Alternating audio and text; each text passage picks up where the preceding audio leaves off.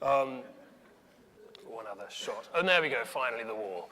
So there's our earliest English map showing the Great Wall, a wall of 400 leagues betwixt the banks of the hills, built of the King of China against the breaking in of the Tartars on this side. So there we go. The Europeans have, by the 17th century, although they still think there are two Pekings, they're nevertheless fully aware of a monumental fortification that marks the northern border, and for the Ming Dynasty, it was the northern border of China.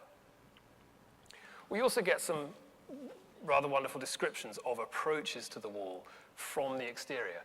One of my favorites is the description by Ivan Petlin, who was a Siberian Cossack who was sent on a mission, not by the Tsar, in fact, but by the governor of Tomsk, that's in Siberia, to go and visit the King of China, or the Emperor of China, the Wanli Emperor, as it would have been.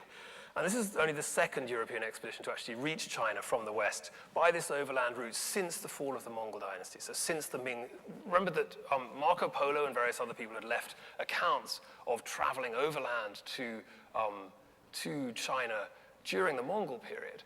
And it's occasionally been remarked that they made no mention of the Great Wall. Now, the reason why they didn't is because any Qin remnants of the Great Wall were by then entirely eroded, unremarkable features of the landscape. The spectacular Ming Dynasty fortifications were only built subsequent to those. And here's one of the, and this is one of the accounts that is subsequent to that period of Ming Dynasty wall building, where we get a report from a European boots on the ground actually looking at the wall approaching the wall from the northern side. And then the first Russian embassy to reach Beijing. The particular account that I'm going to quote from is from a rather wonderful collection of travelers' tales called Purchas's Pilgrims. Samuel Purchas never went anywhere at all, but he collected a huge number of manuscript accounts that the pilgrims of his book, Purchas's Pilgrims, were the people who did actually go to all these places and who left literate accounts the written accounts that he then gathered together in a series of volumes and provided a little bit of commentary in, again, the early 17th century, at about the same time as that map that we saw on the previous screen. And here's the short passage written by the Russian ambassadors as they approached the Great Wall from the north. By the way, their trip was a mixed success. Among the documents that are preserved in Purchas's Pilgrims is a letter from the Altan Khan, who was one of the north of the wall, one of the powerful figures there, who was still leading a substantially pastoralist population, and he had a very successful relationship with him. The Altan Khan sends back to the Tsar a letter asking for an exchange of gifts. He offering things like 3 leopards with their claws and various other luxury items, and asking for things in return. So that bit of the trip was relatively successful. The embassy was protected and hosted by the Khan. They were much less successful on reaching Beijing when they were refused audience with the Wanli Emperor for not having brought the ritually appropriate gifts. So that aspect of the trip was not successful. But here's the moment when they cross from the territory of the Khan into the territory of the Wanli Emperor. So they pass through his land, that's the land of the Altan Khan, 5 weeks to the country of Sheramugli. Now, there are these wonderful names that are absolutely impossible to match up with any Chinese source because they've been so garbled in transmission. But there we go, Sheramugli. They don't even match within the same text, as you'll see an alternative spelling for that same place in a second, where reigneth a queen called Manjika. Now, again, we know nothing about this Queen Manjika other than the fact that these Russian emissaries reported her existence. She apparently was the one who was able to grant passage to the wall on behalf of the Ming Dynasty, who caused to have provisions and post given them. In this country of Sheramogula, now I just said that the same word will be spelled differently in two adjacent sentences. There we go, it's the same. The country of Sheramogula. They traveled 4 days and came into the dominions of Kate. Now, Kate is the old name for China, right? Called Krim. Now, Krim, again, a very interesting word, a Turkic word meaning wall, right?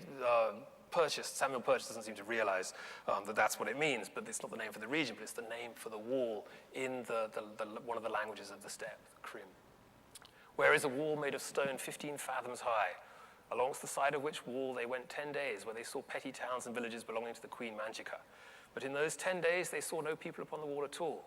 At the end of these 10 days, they came to the gate, wherein lie very great pieces of ordnance, shooting shot as big as a man's head. And in the said gate standeth in watch 3,000 men. And these are the Chinese now. And they come with their merchandises to traffic at the gate. The Altine men, that's the men who've accompanied him with the Khan. They also come to the gate with their horses to sell to the Cathay men. Now remember, that's one aspect, that's one unchanging aspect of this steppe Chinese heartland relationship, the trade in horses. The northern horses were always superior, always better bred, always better trained, and were a constant source of, they were a constant requirement by the Chinese military. And that's why the description here is of the trading of horses at the gate, with their horses to sell to the Cathay men.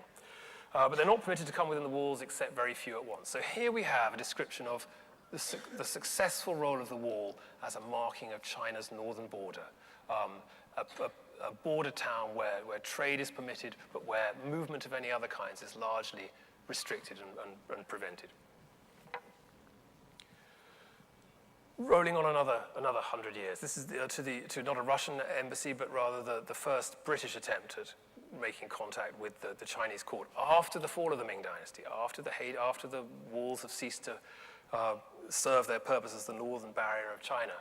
But this is the image that inspired 100 derivative romantic depictions of the wall through engravings and various other ways of replicating it, done by one of the party, one of Lord Macartney, who was the ambassador in 1793, attempting to set up trade relationships with the Manchu dynasty, depicting in watercolor the wall. And not only romantic watercolors, but also very accurate depictions of the fortifications themselves in painstaking detail with accurate measurements. There you go, there's one last one. And my last vision of the wall is from this lady here, who in 1920 took some of the first photographs of a bit of the wall that's away from the main tourist sites in the suburbs of Peking, a little bit to the east, where she was hoping to find the Qin wall.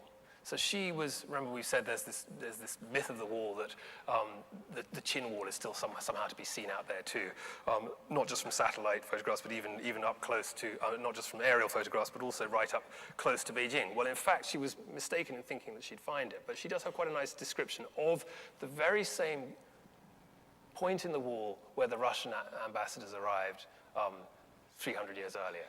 So there she is on her camel on her way to the town of Kalgan. Now, Kalgan is, if you ask the way to Kalgan today, nobody will be able to tell you. Kalgan is the old name for the gate in the wall. It's a Mongol word for gate.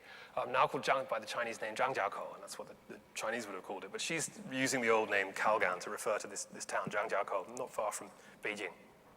And she's been to see, she's done the tourist thing and been to see those bits of the Great Wall north of Beijing.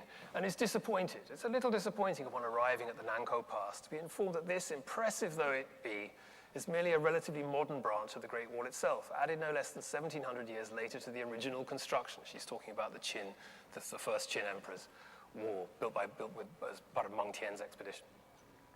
To see the real Great Wall, then, the wall that has withstood the ravages both of Huns and Tartars. Now, she's obviously been this is the Athanasius Kirche version of an unchanging single construction that survived the ravages of time and the ravages of Huns and Tartars. The wall that played a not unimportant part in warfare 2 centuries before the Christian era. This furnished me at least with an excuse to get away to Kalgan, and in a visit to Kalgan, the starting point for the historic caravans which penetrate the desert, across which, prior to the existence of the Trans-Siberian Railway, all merchandise passed to the north. I foresaw the germ which might, with a little luck, blossom into a little expedition across the frontier. So she sets off in 1913 to take photographs. And there we go, got a few of her photographs still survive. So this is, as far as I know, the earliest photograph of that gate through which the Russian embassy passed, right, where the horse trading where the horse trading took place, and where the Altan Khan's men met their Chinese counterparts and exchanged goods. That's the gate there today in the town of Zhangjiakou, or Kalgan as she refers to it, with a modern photograph. The one on the bottom is the view from outside, and the one on the top is the view from the interior. A reminder that walls crumble, right? This is what she had forgotten. She was hoping to find, at this slightly more remote location, removed from the capital, the original wall, the Qin dynasty wall. But that's what happens to Ming Dynasty walls with the freeze-thaw cycle and the ravages of the elements. It brings them crashing down. This was in 2012. A large section of that particular wall spontaneously collapsed. How much more so has the Qin wall been affected by that? So she was disappointed. She didn't realize it, but she was disappointed in not, in fact, catching sight of the Qin Dynasty wall. Perhaps the reason why the wall at Zhangjiakou has for a long time been thought to be, by these early Europeans in particular, to be a surviving part of the Qin Dynasty wall, is because quite a lot of it, and I'm now stepping into some of my old slides, which I went down to the basement and blew the dust off. These are from the 1990s when hikes on the wall when I was a language student in Beijing. This bit of, as soon as you go a mile or so away from Zhangjiakou, or Kalgan as she refers to it, the wall looks very different. It doesn't look like those spectacular, orderly, battlemented constructions that you see around Beijing and on which presidents have their photographs taken. It's a much rougher, sloping pile of piled up stones. It does have mortar between them, unlike the Qin Dynasty wall, but this is Ming Dynasty wall of a very much more humble kind. And this is what a lot of it looks like away from the major points that require defense, like Kalgan and like Beijing. So that's perhaps because of the state of the construction of these stretches of the wall. People like Beatrix thought that perhaps this might be the original Qin Dynasty wall. There you go. There's a few more final shots to end with of a very hikeable, a very pleasant hike across the hills from the town of Kalgan. Of Ming Dynasty wall, but using a very different construction technique from the one that you find near Beijing. Again, Ming Dynasty constructions showing very much the ravages of time. Remember also that these are points on the landscape that provide, for anybody who's living nearby, provide a very ready source of construction materials, right? These would originally have been clad, the towers themselves, although not the wall, many of the towers would have been clad in brick originally. The bricks have all been hauled off, and then the elements left to erode the beacon towers along the wall. Oh, that was actually the slide I was thinking of in those remarks. You can see the scatter of bricks that have fallen down from the beacon tower itself. The Qin Dynasty didn't use bricks for their Great Wall building, but the Ming Dynasty did, and this is another Ming Dynasty beacon tower on that stretch of wall stretching away from Kalgan. Close up, you can just about see the mortar squeezed in between the stones which are gathered from the immediately surrounding hillsides to construct the wall at Zhangjiakou. And there we go, an optimistic little plant. I'm not good at plant identification, but I wonder whether anybody can identify that thing emerging from between the cracks in the walls. Okay, thank you very much for that. I'm very, very...